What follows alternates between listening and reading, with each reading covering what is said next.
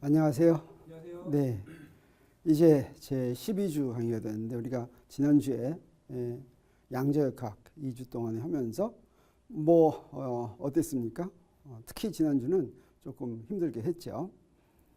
현대물리가 양자역학과 상대성 이론 두 분야를 합해서 현대물리라고 한다고 했습니다. 그래서 이번 주에는 이제 상대성 이론 공부하는데 상대성 이론도 두 주에 하지만 나눠 하겠어요. 상대성 이론은 특수상대성 이론과 일반 상대성 이론 이렇게 둘로 나눠지는데 이번 주에는 특수상대성 이론을 공부하고 맨 마지막 주에 일반 상대성 이론을 공부하려고 합니다.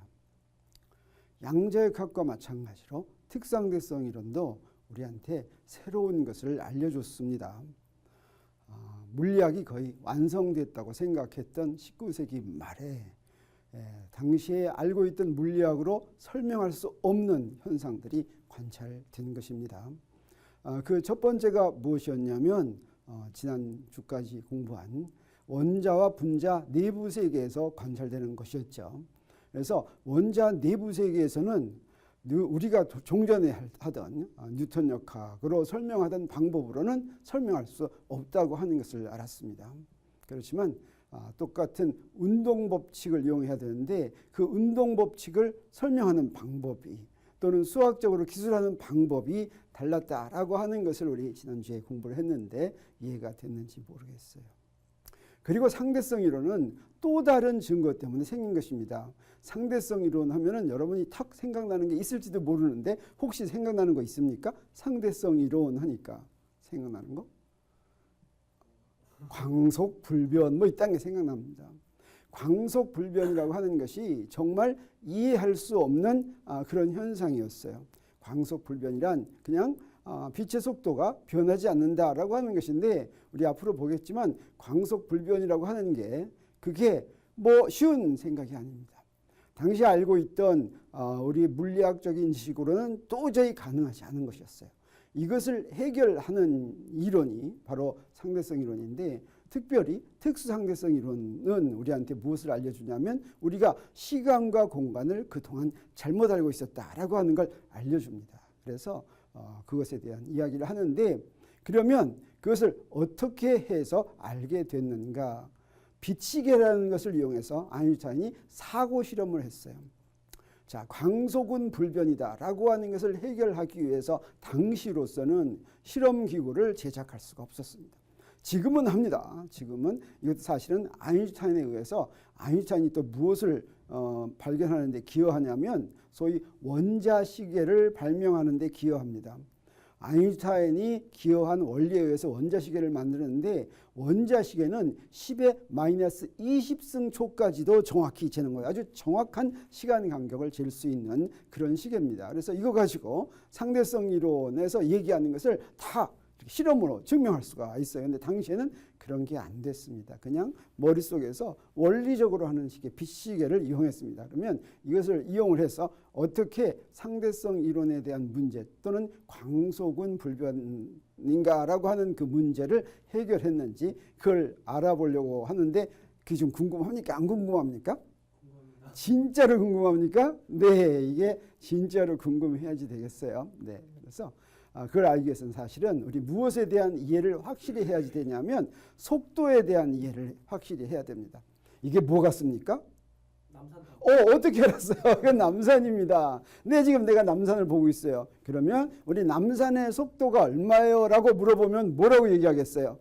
남산의 네, 그렇죠. 남산은 보니까 안 움직이죠. 그래서 남산의 속도가 남산이 얼마나 빨리 움직일까라고 물어볼 때 내가 본 남산의 속도는 0입니다. 자, 남산의 속도가 0이라는데 조금이라도 의심할 여지가 있습니까? 없습니까? 어려운 일 아니죠. 그런데 이렇게 한번 생각해 보세요. 달에서 봤을 때는 어떨까? 내가 지금 달에 가서 남산을 봤더니 남산이 안 움직입니까? 움직입니까? 네, 어떻게 알았어요? 네, 남산이 움직입니다. 그것도 굉장히 빨리 움직여요. 자, 시속 3,683km로 움직입니다. 이게 어느 정도의 속력이냐면 우리 주위에서 좀 빠르다라고 하면 KTX 있어요. KTX가 시속 몇 킬로 갑니까? 네, 시속 300km입니다. 그런데 이건 3,600km니까 어때요? KTX보다 10배 이상 빨리 가는데 그러면 우리 남산은 움직입니까? 안 움직입니까? 네, 남산은 움직여요, 안 움직여요? 네. 그런데 우리 태양에서 본 남산의 속도는 어떠냐? 태양에서 온 남산의 속도는 형편없이 더 빠릅니다. 이것은 얼마냐면 초속 30km가 되겠어요. 초속. 이건 정말 엄청 빠른 속도죠.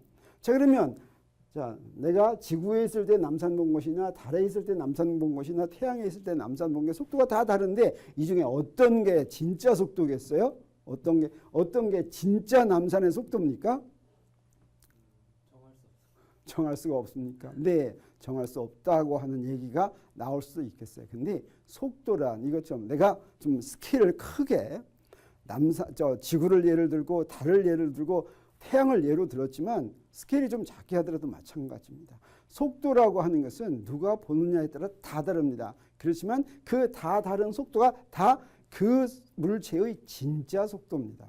그래서 속도를 얘기해 줄 때는 반드시 누가 본 속도인지 이렇게 이야기해 줘야 되겠어요. 다시 말하면 모두 남산의 진짜 속도이기 때문에 속도를 말할 때는 반드시 누가 본 속도인지 하는 것을 거기다 표시를 해주지 않으면 확실하지가 않습니다. 근데 우리는 지금 누가 본 속도라는 말을 거의 안 하는 이유는 뭡니까? 말을 하지 않더라도 뭐 정지된 지상에서 본 속도라고 이렇게 돼 있기 때문에 그렇죠. 근데 뭐 예를 들어서 내가 지금 기차를 타고 가고 있어요. 기차를 타고 가는데 저기 다른 기차가 지나가면 내가 기차를 타고 가는 기차에서 본 다른 기차의 속도하고 지상에서 본 기차의 속도가 다르죠. 그랬을 때 어떤 속도가 진짜 속도냐? 두 속도가 다 진짜 속도입니다. 그래서 반드시 누가 본 속도인지를 말해 주어야 되겠어요. 그런데 광속은 일정하다는 무슨 얘기냐면 광속이 일정하다는 말의 의미가 뭐냐면 이렇게 볼게요. 지금 계절에 관계없이 광속이 일정하다. 봄의 광속이나 여름의 광속이나 겨울의 광속이 이게 다 같다는 뜻이겠어요? 아니겠어요? 자, 광속이 일정하다면 그냥 아무 일도 안 벌어졌는데 광속이 일정하다면 그거 좀 이상하죠. 무슨 일이 벌어지더라도 일정하다 이래야 되겠죠. 무슨 일이 벌어지더라도. 그랬을 때 계절이 바뀌더라도 광속이 일정하다 이런 의미겠어요? 아니겠어요? 아니죠. 내가 그냥 예를 들어놓은 거예요. 혹시 광속이 바뀌어도 사실은 상관이 없습니다. 자, 그 다음에 매질에 관계없이 광속이 일정하다. 뭐 이런 말일 것 같아요? 아닐 것 같아요? 매질에 따라서 광속이 바뀌어요? 안 바뀌어요? 바뀝니다. 물속에서의 광속과 공기 중에서의 광속은 굉장히 차이가 나요. 네, 한 30%가 작아집니다. 광속이. 자, 이렇게 바뀌어요. 자, 이거 일정하다는 뜻이 아니에요. 바뀌어도 상관없어요. 네, 온도에 관계없이 이것도 아닙니다. 이것도 아니에요. 아무리 멀리 가더라도 저 우주 저쪽 끝에서도 다 광속이 같다. 사실은 광속이 같지만 달라지더라도 아무 상관없어요. 광속이 일정하다는 건 정말 이상한 말입니다. 왜 이상한 말이냐면 위에는 맞는 답이 없는데 왜 이상한지를 지금부터 설명하도록 하겠어요. 아까 얘기한 속도라고 하는 것은 누가 본 속도인지를 반드시 얘기해 줘야 된다는 것과 연관지어서 하는 이야기가 됩니다. 그래서 속도에 대해서 좀 더 자세히 알게 하기 위해서 우리 물체의 운동을 기술할 때 어떻게 하는지 보도록 하겠어요. 물체의 위치를 기술하려면 위치를 기술한다고 하는 것은 물체의 위치를 숫자로 표시하는 거라고 그랬어요. 숫자로 표시하려면 뭐가 필요하다고 그랬어요? 기준계, 좌표계를 먼저 정하고 어디를 0이라는 숫자로 대표할지 그게 뭐예요? 그게 원점이죠. 원점을 정하고 좌표축을 정하는 거. 이걸 해야지 그래야지 이제 숫자로 대표할 수가 있습니다. 그래서 여기에 물체의 운동을 기술하면 반드시 먼저 그 운동을 기술할 기준계를 정해야 되는데 그건 내 마음대로 정해도 돼요. 동일한 물체의 동일한 운동을 서로 다른 기준계에서 기술하면 어떻게 될까? 그러면 위치가 같은 숫자로 대표될 수도 있고 아닐 수도 있습니다. 그래서 예를 들어서 이렇게 하겠어요. 여기 A 기준계와 B 기준계가 있는데 원점이 다르다. 원점이라고 하는 것은 0으로 대표하기로 약속한 위치가 다른 거예요. A 기준계에서는 여기를 0으로 대표하기로 하고 B 기준계에서는 여기를 0으로 대표하기로 한다면 똑같은 비행기의 위치를 대표하는 숫자가 이건 X고 X'이면 X라는 숫자와 X'이라는 숫자는 같겠어요? 다르겠어요? 달라요. 어떤 게 더 크겠어요? X가 더 크겠어요? X'이 더 크겠어요? X가 더 크죠. 여기 어디로 가까우면 크죠. 이렇게 위치를 대표한 숫자가 달라요. 위치를 대표한 숫자가 다르면 이거 큰일 나는 거 아니야? 이런 생각 들어요? 안 들어요? 상관없어요. 네. 자, 이 숫자는 달라져도 상관없지만 거기에 있는 물리가 또는 법칙만 같으면 된다라고 하는 걸 우리가 알 수가 있겠어요. 그래서 동일한 위치의 물체를 A 기준계를 했을 때는 X고 B 기준계에서는 X'인데 이거 다르지 두 개가 다르지 않아도 아무런 상관이 없습니다. 자, 이거를 어떤 기준계에서 본 위치인가를 하기 위해서 우리 이렇게 약속하기로 하겠어요. 자, 여기 이렇게 비행기가 있고 A 기준계가 있고 B 기준계가 있고 비행기가 있다면 여기에 기준계 A는 A라고 표시하고 기준계 B는 B라고 표시하고 그다음에 물체는 C라고 이렇게 표시하겠어요. 그러면 여기서 어떻게 표시하냐면 우리 X는 기준계 A에서 본 C니까 여기 누가 본을 뒤쪽 그 다음에 대상을 앞쪽에서 XCA 이거는 A 기준계에서 본 또는 A가 본 C의 위치다 이렇게 얘기하겠어요. 그 다음에 CB는 뭐예요? XCB는 B가 본 C의 위치. 그 다음에 XBA는 뭐냐면 A가 본 B 기준계의 원점의 위치 이렇게 되는 거예요. 그러면 어떻게 되냐면 XCA가 저기서 볼 때 X하고 똑같죠. XCB는 저기서 볼 때 X 프라임하고 똑같아요. 그 다음에 XBA는 X0 프라임하고 똑같으니까 요 X0 프라임은 여기는 마찬가지예요. 같으니까 요거를 어떻게 쓸 수가 있냐면 XCA는 XCB 더하기 XBA라고 쓸 수가 있어요. 이렇게 쓰면 아주 편리합니다. 우리가 외우기가 좋아요. 요거 다 바꿔도 좋아요. XCA는 XCB 더하기 XBA 이거를 XCF 더하기 XFA 이렇게 요 가운데가 똑같은 것만 집어넣으면 항상 성립합니다. 그래서 이걸 이용하면 편리하니까 이렇게 표시한다고 하겠어요. 자, 이것과 똑같은 방법을 우리 속도에도 한번 적용해 보도록 하겠어요. 그 다음에 그러면 속도를 보면 자, 물체가 델타 t만큼의 시간 간격 동안에 이제 이동을 했어요. 비행기가 이만큼 이동을 했어요. 여기서부터 여기까지 이동을 했어요. 자, 그러면 여기서부터 여기까지 이동했을 때 요거 델타 x고 이건 뭐예요? 어디서 본 이동 거리냐면 이거는 A 기준계에서 본 거죠. 그 다음에 델타 x 프라임은 어디서 본 거예요?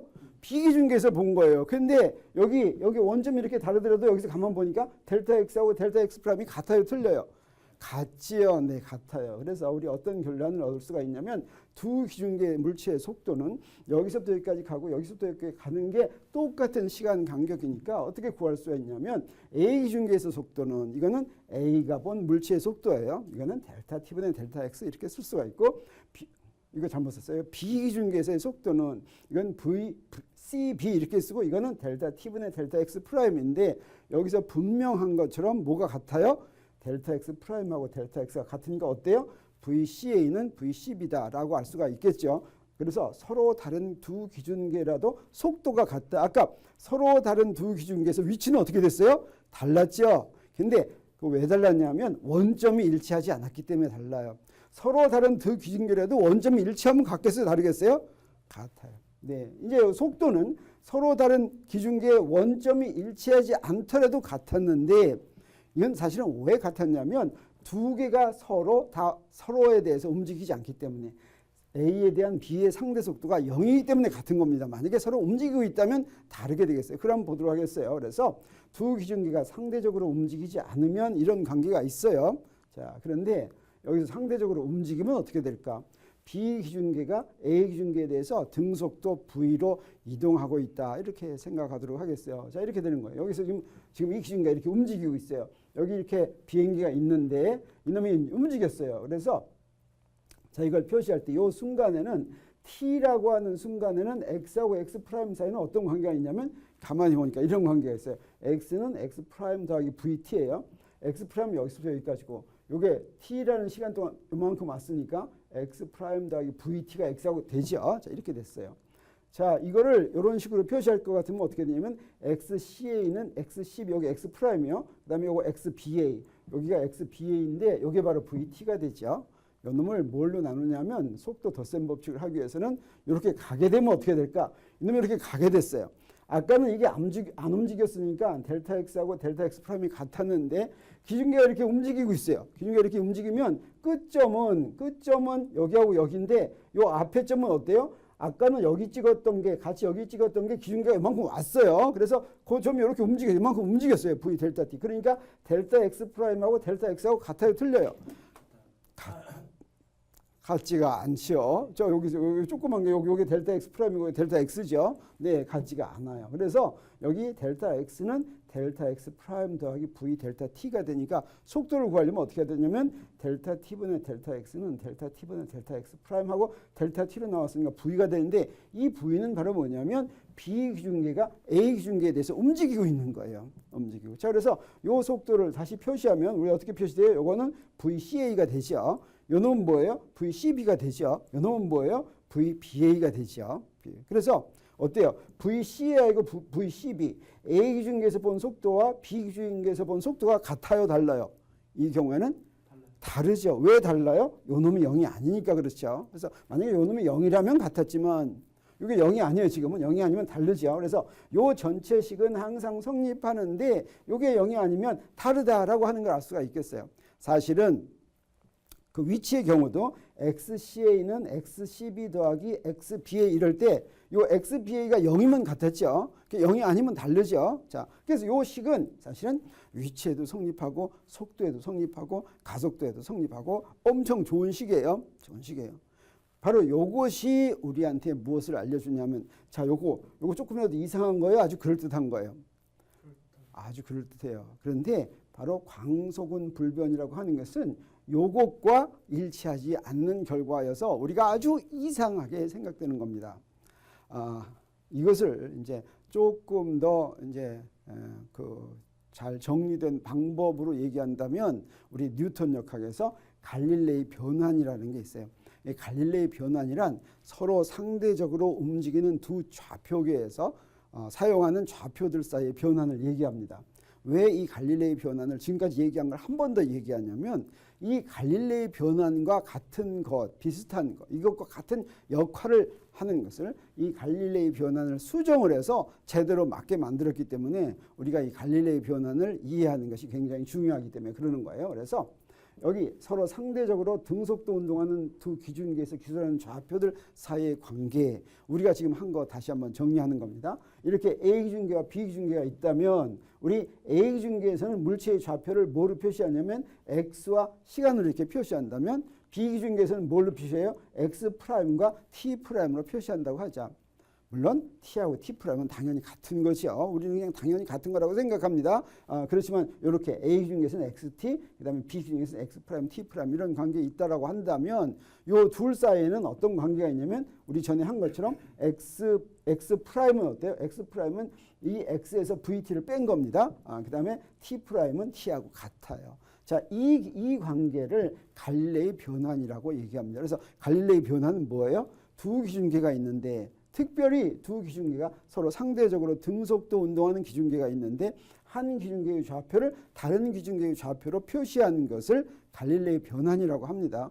여기서 우리 강조해야죠. 이건 등속도 운동을 한다. 두 기준계가 사실은 등속도 운동 안 하는 경우도 있을 수 있겠죠. 네, 그런데 등속도 운동하는 게 이제 중요한 특별한 경우가 뭐냐면 사실은 뉴턴의 운동 법칙은 어땠어요? 관성계에서만 성립한다라고 하는 거 우리 옛날에 배웠죠. 근데 A가 관성계라면 A에 대해서 등속도 운동하는 기준계도 역시 관성계입니다. 이건 알아볼 필요도 없어요. A가 관성계라는 게 판명되면 B는 등속도 운동하면 당연히 관성계입니다. 그래서 뉴턴의 운동 법칙을 A 기준계에 성립하면 B 기준계에도 성립할 수가 있어요. 그래서 서로 등속도로 운동하는 것만 먼저 알아봅니다. 그리고 이제 가속도 운동하는 경우는 좀 복잡해질 텐데 놀랍게도 이렇게 어떤 기준계에 대해서 가속도 운동하는 기준계로 이 이론을 확장했더니 그게 바로 뭐가 되냐면 일반 상대성 이론이 된 거예요. 그래서 우리 지금 특수상대성 이론 할 때는 A 기준계에 대해서 B 기준계가 등속도 운동할 때만으로 제한해서 우리가 공부하도록 하겠어요. 그러면 갈릴레이 변화를 이용해서 속도 덧셈 법칙을 구하면 어떻게 되냐면 우리 아까 한 거 한 번 더 반복하는 거예요. 여기서 볼 때 자 X 처음에 있을 때 여기는 X1이었는데 여기 X1 프라임 자리가 앞으로 이렇게 이동해서 이만큼 같다 이거예요. 그 다음에 요거 X2는 X2 프라임이 되고 요 놈들 사이는 어떤 관계가 있냐면 T1일 때는 X1 프라임은 X1 마이너스 VT1이 되고 그 다음에 T2일 때는 X2 프라임은 X2 마이너스 VT2가 되는데 우리 속도를 낼 때는 어떻게 하냐면 나중 위치에서 처음 위치를 빼죠. 그래서 속도 낼 때는 이렇게 나중 위치에서 처음 위치를 빼면은 요 식에서 요 식을 빼면 이런 관계가 있는데 요걸 뭘로 나누냐면 T2 빼기 T1, 요 T1 잘못 쓴 거예요. T1, T2 빼기 T1이 요게 델타 T인데 델타 T로 나눌 것 같으면 그래서 요거 델타 X 프라임은 델타 X 빼기 V 델타 T 이렇게 된 것을 델타 T로 나누면 여기는 V가 되고 이게 바로 VCA 더하기 여기서 요 놈을 어떻게 요 놈은 VCB예요. 요거 VCA예요. 요게 VBA니까 요 놈 이쪽으로 갖고 갔어요. 그랬더니 VCA는 VCB 더하기 VBA 요거 우리 아까 한 게 나왔죠. 그래서 요거는 우리가 뭐라고도 얘기할 수가 있냐면 갈릴레이 변환으로 유도했다. 이렇게 얘기할 수가 있겠어요. 이게 속도 덧셈 법칙이에요. 자, 이렇게 구한 속도 덧셈 법칙을 우리 어디에 적용하냐면 빛에 한번 적용해 보겠어요. 무슨 얘기냐면 빛의 속도를 서로 상대적으로 등속도 운동하는 두 기준계에서 본다 이거예요. 어떤 하나 아까 비행기의 속도를 상대적으로 움직이는 A 기준계와 B 기준계에서 봤더니 속도가 같았어요, 틀렸어요? 틀렸어요. 근데 요 비행기 자리에다 뭘 놓는다는 거예요? 빛을 놓는다는 거예요. 그 빛을 A 기준계하고 B 기준계에서 보면 어떻게 되겠어요? 같아야 되겠어요? 틀려야 되겠어요? 틀려야 되겠어요. 여기 빛이 이렇게 가고 있어요. 빛이 가면 다 똑같이 성립하겠죠. 그래서 빛의 속도라고 하더라도 이건 그대로 성립하겠어요. 그래서 어떻게 했냐면 이건 A 기준계에서 본 빛의 속도, 이건 B 기준계에서 본 빛의 속도. 이건 뭐예요? 요거는 두 기준계의 상대 속도죠. 그러면 이 두 개가 같을 수 있겠어요? 없겠어요? 이놈이 0이 아니면 죽어도 같지 않죠. 그런데 빛의 속도는 굉장히 빠르고 이놈은 작으니까 근사적으로 같다 뭐 이렇게 얘기할 수 있겠어요? 없겠어요? 아, 그럴 수는 있을 것 같아요. 자, 그러면 우리 이런 경우를 보자 이거예요. VBA가 가상적으로 생각하는 거예요. 2분의 C라고 하자. 2분의 C. 자, 빛의 속도는 C라고 그래요. 자, 그래서 B 기준계에서 봤더니 빛의 속도가 C라고 그래요. 근데 B 기준계는 A 기준계에 대해서 2분의 C로 간다면 그러면 VCA는 어떻게 되겠어요? 2분의 3C. 그래 돼야 되겠죠. 근데 그렇지 않고 광속은 일정하다는 게 그럼에도 불구하고 C다라고 하는 거예요. 그러니까 이상해요, 안 이상해요? 이상해요. 도저히 이해할 수가 없는 사실이 발견됐어요. 이런 사실은 언제 발견됐냐면 빛이 전자기파다라고 하는 걸 알게 된 다음에 빛이 틀림없이 파동이나라고 하는 걸 알게 된 다음에 파동이란 반드시 매질을 갖고 있어야 되기 때문에 매질을 찾았어요. 그래서 우리 전에 배운 것처럼 그 실험이 바로 뭐였냐면 마이켈슨 몰리 실험인데 그 실험에서 매질은 역시 찾지 못하고 광속은 불변이다라고 하는 이상한 결과만 얻은 겁니다. 그러면 당시로는 많은 학자들이 어떻게 생겼냐면 광속은 불변이라는 건 있을 수가 없으니까 있을 수 없는 일이죠. 그거 아마 실험이 좀 잘못된 걸 거야 라고 생각하는 사람들도 있었지만 아인슈타인은 그렇게 생각하지 않았다라고 하는 거죠. 그래서 이것은 갈릴레이 변환의 결과인데 뉴턴 역학은 서로 상대적으로 운동하는 두 기준계에서 광속이 달라야 된다고 말한다라고 하는 겁니다. 근데 알고 봤더니 마이클슨 몰리 실험의 사실만 있었더라면 그 마이클슨 몰리 실험이 잘못됐나 봐 이럴 수도 있었지만 중요한 건 뭐였냐면 우리 지난번까지 전자기학을 쭉 배우면서 뭘 배웠어요? 전자기파를 이론적으로 예언했다는 거 배웠죠. 맥스웰이. 그랬더니 어떻게 됐어요? 맥스웰은 이런 사람으로 1830년 어쩌고 저쩌고 이게 열심히 배웠어요. 그래가지고 전자기 법칙들을 통합해서 어때요? 전자기학을 집대성했죠. 그러고 나서 무슨 일을 했어요? 이렇게 구한 맥스웰 방정식으로부터 맥스웰 방정식은 별게 아니라 가우스 법칙, 암페어 법칙, 패러데이 법칙 유효한 거죠. 자, 거기서부터 맥스웰은 어떻게 했어요? 이론적으로 전자기파를 예언했죠. 왜 그랬냐면 그 맥스웰 방정식을 풀려고 보니까 어때요? 전기장과 자기장이 파동 방정식을 만족하는 걸 알았어요. 그래서 그렇게 예언한 전자기파의 속도는 어디서부터 구했냐면 이건 바로 뭐냐면 쿨롱 법칙이에요. 쿨롱 법칙의 요 개수가 뭐였어요? 요게 4파이 필론 제분의 1이 8.99 곱하기 10의 9승 뉴턴 미터 제곱 퍼 쿨롱 제곱이었어요. 자, 이거는 그냥 이 진공의 유전율로 계산한 거예요. 그 다음에 비오사바르 법칙에는 뭐가 나오냐면 4파이분의 뮤지라고 이런 거 나오는데 요것도 요 식으로부터 알 수 있어요. 요건 얼마였냐면 10의 마이너스 7승 뉴턴 퍼 암페어 제곱인데 파동 방정식에서부터 우리 뭘 알았냐면 전자기파의 속도는 이렇게 된다. 이필론 제로 뮤제로에다가 제곱공 구한 거분의 역수다라고 하는 걸 알았다라고 하는 거예요. 그래서 집어넣어 봤어요. 그랬더니 뭐가 나왔어요? 빛의 속도가 나왔어요. 근데 이거 나오면서 그거보다 1, 2년 전에 무슨 일이 있었어요? 여기 아무리 보더라도 이거는 이필론 제로나 뮤제로는 그거를 관찰한 기준계하고 상관이 있겠어요? 없겠어요? 속도는 상관이 있지만 이건 상관없어요. 따라서 이 광속이라고 하는 것은 기준계하고 아무 상관이 없어요. 근데 아까 갈릴레이 변화는 바로 뭐 때문에요? 관찰한 기준계 때문에 차이가 나는 거였죠. 근데 전자기파에서는 뭐라고 얘기해요?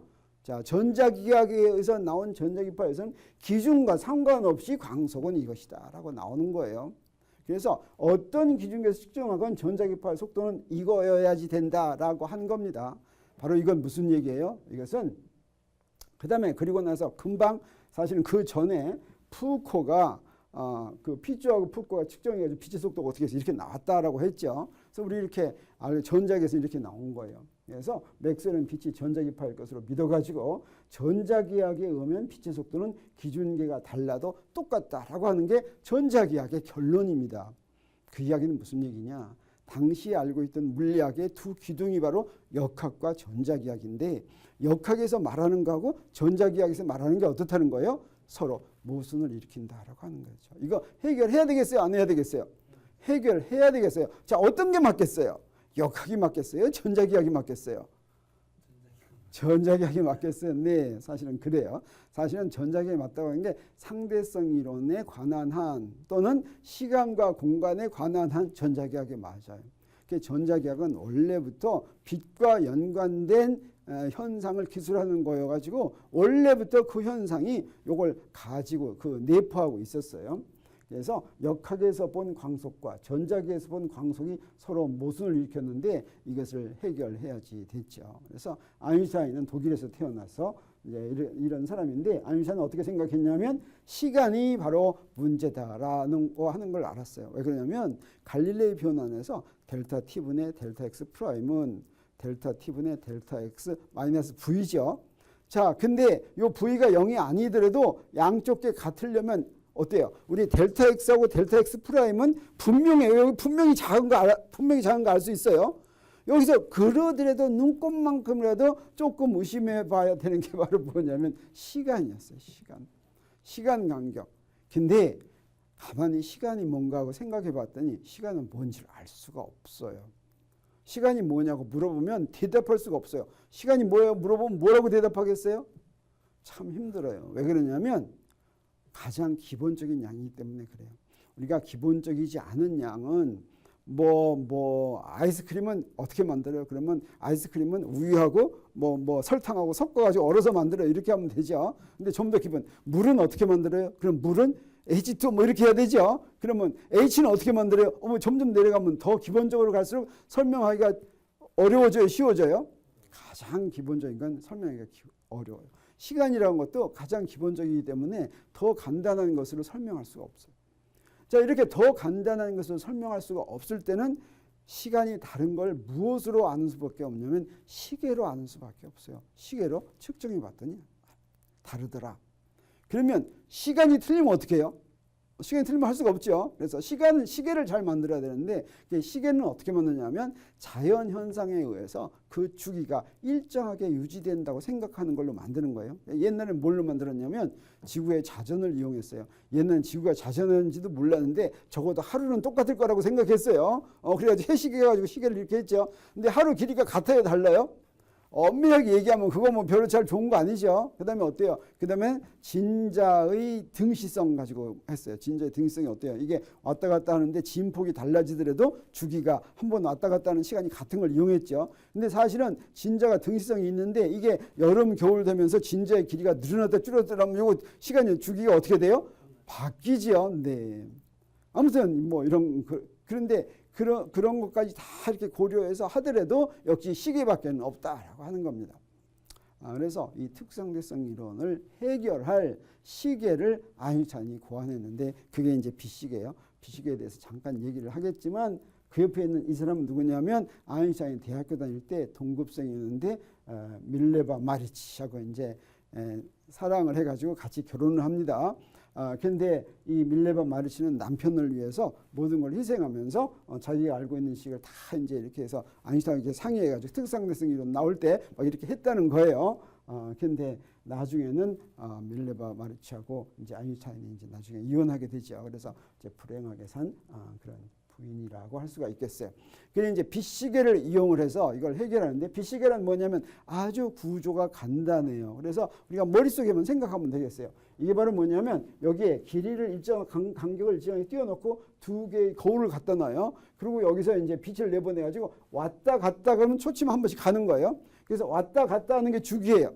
자, 그럼 이 주기는 일정하게 유지되겠어요? 안 되겠어요? 뭐 일정하게 유지된다고 쳐요. 근데 우리가 알고 있는 게 뭐냐면 광속은 절대 안 변한다는 걸 이용하는 거예요. 그래서 광속 C는 절대 안 변한다. 이걸 이용을 해가지고 이제 비시계를 만들겠어요. 그래서 시간이 무엇인지 저기할 방법이 없어서 시간이 흘러가는 것을 알려주는 기준이 되기 때문에 이제 이렇게 하는데, 광속은 일정하다는 성질을 이용해서 비시계를 이용해가지고 A 기준계와 B 기준계에서 시간이 같을지 틀릴지 확인해 보는 겁니다.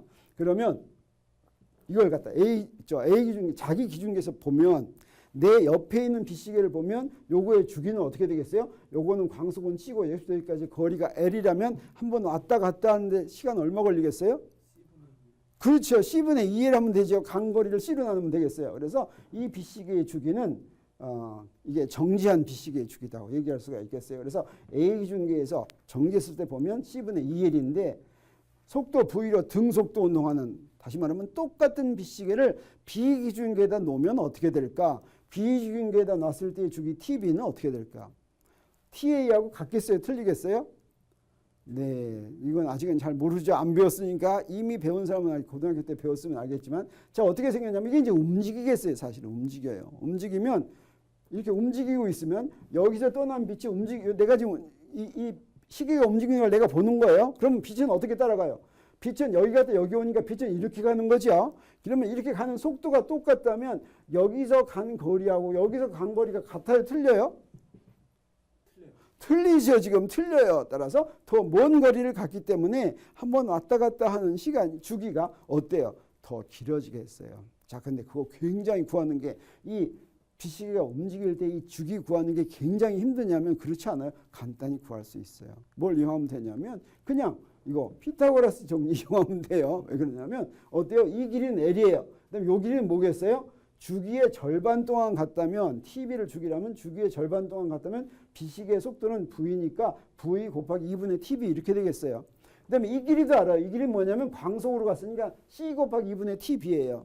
그러면 직각삼각형의 세 변이죠. 그래서 직각삼각형의 세 변 사이의 관계는 뭘 만족해야 되냐면 피타고라스 정리를 만족해야지 돼요. 그래서 이거 이용하겠어요. 그래서 요거의 제곱, 요놈의 제곱은 요거의 제곱은 요거의 제곱 더하기 요거의 제곱 이렇게 쓴 거예요. 그리고 식 하나 있고 우리가 모르는 건 뭐예요? 구하려고 하는 게 뭐냐면 TB예요. TB. 그래서 요걸 풀어서 TB 구하면 되겠어요. 어떻게 구하냐면 이렇게 풀었어요. 곱해서 다 풀어서 구하면 자, 이렇게 간단히 나와요. 그래서 여기 C분의 1이 또 나오는데 C분의 2L은 A 기준계에서 주기죠. 그래서 요 앞에 있는 거를 감마라고 표시했어요. 여기다 뭐 하나 곱해요. 여기 좀 다르겠어요. 그래서 이걸 뭐라고 부르냐면 감마인자라고도 부르고 로렌츠인자라고도 부르는데, 여기서 TB와 TA 사이 B예요. 이렇게 쓰니까 어떻게 감마는 뭐예요? TB를 TA로 나눈 게 되겠어요. 요 놈은 어떻게 되냐? 여기서 보니까 1보다 커요. 요건데 베타라고 하는 것은 C분의 V를 얘기해요. 그래서 V가 0이면 베타도 0. V가 C면 베타는 1 이렇게 되는 거예요. 그래서 베타가 0이면 감마인자는 뭐예요? 1. 그 다음에 베타가 점점 커지면 어떻게 되겠어요? 감마인자 커져요. 근데 베타인자가 1로 가면 어떻게 되겠어요? 광속으로 가면 1로 가는 거예요. 그럼 감마가 얼마가 되겠어요? 굉장히 커져요. 자, 무한대라고 하는 게 그냥 굉장히 커진다 이렇게 생각하면 되겠어요. 그래서 이 로렌츠 인자는 감마가 특상대성 이론이 효과가 나타나는 정도를 얘기하는데 요 값을 한번 보도록 하겠어요. 요거 베타는 0.0000113이라고 쓴 거예요. 이건 바로 뭘 얘기한 거냐면 음속이에요. 우리가 음속 굉장히 빠르다고 생각하죠. 이런 음속으로 달리더라도 감마는 1이나 마찬가지예요. 왜냐하면 1.00000 하고 한 10번째쯤에서 1좀 나타나요. 자, 이런 거 1이나 마찬가지가 되겠죠. 근데 감마가 0.5, 0.75 이럴 것 같으면 감마 값이 점점 커지는데 여기서 한번 보세요. 자, 이런 베타는 이거 바로 뭐라는 거예요, 이거? 광속과 같다는 거죠. 근데 요 놈하고 크게 달라요. 조금 달라요. 조금 다르죠. 지금 이거는 그냥 똑같아요. 자, 이 속도로 가면 어떻게 가는 데까지 걸리는 시간은 어떻게 했어요? 똑같겠죠. 똑같은데 여기서 구자 하나씩 더 붙일 때마다 감마는 어떠냐면 크게 차이 나요. 그래서 거의 똑같은 베타 속도라고 하더라도 광속에 가까이 갈 것 같으면 그때 특상대성 이론의 효과는 굉장히 차이가 많이 난다라고 하는 것을 우리가 알 수가 있겠어요. 그뿐 아니라 아주 광속에 지극히 가까워질 것 같으면 특상대성 이론이 굉장히 커가지고 우리 주위에서 관찰하는 현상하고는 아주 다른 현상이 관찰된다라고 하는 것을 우리가 알 수가 있겠어요. 이건 무슨 얘기예요? 시계가 빨리 움직이면 주기가 어떻게 된다고? 주기가 길어진다는 거예요. 주기가 길어지면 어떻게 돼요? 시계가 어떻게 돼요? 시계가 한 초쯤 이렇게 갔는데 시간이 느려진다는 거죠. 이걸 뭐라고 얘기하냐면 시계가 느려진다. 그래서 이렇게 움직이는 시계가 느려지는 걸 시간 지연이라고 이렇게 얘기합니다. 이게 처음에 이거 나왔을 때 사람이 믿었겠어요? 안 믿었겠어요? 안 믿었어요. 그런데도 놀랍게도 이것이 진짜라고 하는 증거가 있었습니다. 그게 바로 뭐냐면 이게 바로 뮤온이라는 기본 입자예요. 뮤온은 전자하고 똑같이 생긴 건데 전자보다 질량이 한 200배쯤 더 많은 거예요. 이 뮤온은 언제 만들어지냐면 입자와 입자들이 큰 에너지로 부딪히면 거기서 만들어져요. 우리 우주 공간에 프로톤들, 양성자들이 막 떠돌아다녀요. 이게 굉장히 큰 속도예요. 요거 가지고 대기권에 있는 공기 분자하고 꽝 충돌하면 거기서 이 뮤온이 생기는 거예요. 근데 이 뮤온은 항상 뮤온 그대로 있는 게 아니라 조금만 시간이 지나면 전자로 바뀌어요. 그걸 갖다가 뮤온의 라이프타임, 라이프타임을 우리말로 뭐라 그러지? 수명이라고 그러나. 근데 그 수명이 굉장히 짧아요. 근데 여기 어디서 만들어지냐면 지상에서 약 12km 되는 데서 만들어지는 거예요. 근데 이 뮤온이 어디서도 관찰이 되냐면 지상에서도 많이 관찰됩니다. 근데 뮤온의 수명은 2 마이크로세컨드. 마이크로는 10의 마이너스 6승초예요. 그래서 만약에 광속으로 요 시간만큼 가면 얼만큼 가냐면 600m 갈 수가 있어요. 600m. 그래서 여기서 만들어진다면 600m 지나서 전자로 바뀌어야 되는 거예요. 근데 여기까지 온 거예요. 여기까지 온 거. 이게 바로 시간 지연의 증거가 됩니다. 그래서 요거 한번 문제를 한번 내보도록 하겠어요. 뮤온이 어떻게 지상에서 관찰될 수 있었을까? 뮤온, 실험기구에 뮤온이 많이 관찰이 되는데 어떻게 지상에서 관찰됐을까? 자, 이렇게 보세요. 다음 중 옳게 설명한 것을 고르라. 수많은 뮤온 중에서 살아남은 극히 일부가 관찰된 것이다. 대부분 다 죽지만 그중에 한두 개는 살아남을 수도 있다. 맞아요, 틀려요? 잘 모르겠어요. 자, 뮤온 중에서 가끔 수명이 좀 긴 것이 만들어지는데 그런 뮤온이 관찰된 것이다. 그럴때요, 그럴듯하지 않아요. 그렇다는 것 같아요. 근데 이런 미세계의 기본 입자들은 수명이 같다 그러면 다 똑같아요. 다 똑같아요. 특별히 다른 거 이런 거 없어요. 없어요. 지상에서 보기에 뮤온은 빠른 속도로 움직임으로 뮤온의 수명이 길어지기 때문에 뮤온에 부착된 시계가 빨리 움직이면 그 시계가 느리게 가는 거예요. 이게 바로 수명이 연장되는 현상이나 마찬가지예요. 그래서 관찰된 것이다. 그럴 때요, 안 그럴 때요? 이게 바로 특수 상대성 이론의 효과를 얘기한 겁니다. 그 다음에 지상에서 생성된 뮤온이 지상에서 관찰된 것이다. 어때요? 좀 곤란하죠? 네, 바로 시간 지연의 효과다라고 하는 겁니다. 그래서 우리가 시간이 없어서 이것에 더 열심히 얘기하지는 않겠지만 혹시 궁금한 사람들은 인터넷 찾아보면 이거에 대한 얘기가 많이 나올 거예요. 네. 그런데 여기서 중요한 것은 이렇게도 생각할 수가 있어요. 자, 어떤 시계가 빨리 가냐 느리게 가냐는 그 시계 자체의 성질이 아니라 누가 받느냐에 대한 성질이에요. 아까 속도도 똑같은 물체가 움직이는데 그 물체를 누가 받느냐에 따라 속도가 달라졌죠. 그래서 속도를 얘기할 때도 반드시 누가 본 속도라는 걸 얘기해 줘야 되는데 특수상대성 이론은 우리한테 무엇을 알려주냐면 시계도 누가 받느냐에 따라 시간이 다르다라고 하는 거예요. 이건 시계의 시간만 다른 게 아니라 그 시계가 놓인 공간의 시간이 다르다라고 하는 겁니다. 그래서 상대적으로 움직이는 공간이면 내가 움직이면 움직이는 공간에 놓인 시계는 느리게 간다라고 하는 거죠. 그럼 우리 이렇게 생각하세요. 뮤온에 붙어 있는 사람이 뮤온의 시계를 보면 뮤온의 수명이 지금 떨어지고 있어도 바뀌겠어요? 안 바뀌겠어요? 안 바뀐다라고 하는 게 본성이에요. 그래서 자, 여기에 이렇게 있는데 뮤온의 입장에서도 시간 제한에 의한 설명이 가능할까? 뮤온이 뮤온을 봤어요. 아까 속도가 어땠어요? 자, 남산을 지구에서 보면 안 움직이죠. 이거나 마찬가지로 뮤온에서 뮤온 보면 안 움직여요. 그래서 뮤온에서 뮤온 보면 시간 제한 안 일어나요. 그러니까 설명할 수 있겠어요? 없겠어요? 그래서 시간 제한은 반드시 두 가지가 한꺼번에 일어나야 됩니다. 하나는 뭐냐면 길이 수축도 같이 일어나야 되는 거예요. 움직이는 길이는 어떻게 되냐면 짧아져요. 우리가 나중에 얘기하겠어요. 그걸 우리가 길이 수축이라고 하는데 뮤온의 수명은 2 마이크로세컨드예요. 그래서 뮤온에서 보면 그대로 있는데 무엇이 바뀌냐면 지상에서 본 뮤온의 시간은 느려지지만 뮤온에서 본 뮤온의 시간은 느려지지 않고 무슨 일이 벌어져요?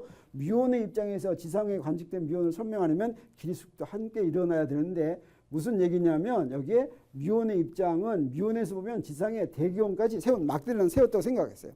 미온이 떨어지면서 보면 미온이 볼 때는 막대기가 어떻게 돼요? 움직이죠. 이제 미온의 입장에서 보면 막대기가 움직이는 거예요. 그 움직이는 막대기가 짧아지는 거예요.